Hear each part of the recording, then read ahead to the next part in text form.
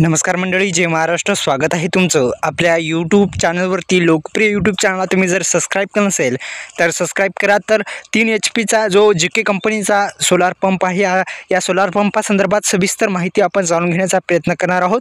आणि त्या सोलार पंपाच्या माध्यमातून किती जे आहे ते किती खर्च लागला, काय सविस्तर माहिती आपण जाणून घेण्याचा प्रयत्न करणार आहोत. कशा पद्धतीने फिटिंग वगैरे केलेली आहे या संदर्भात सुद्धा आपण माहिती घेण्याचा प्रयत्न करू. अनेक दिवसापासून शेतकरी बांधव कमेंट करत आहेत की सोलार पंपाच्या संदर्भात थोडीशी माहिती द्या. आणि 3 HP हा सोलार पंप आहे, आपण व्हिडिओच्या माध्यमातून दाखवण्याचा प्रयत्न करणार आहोत.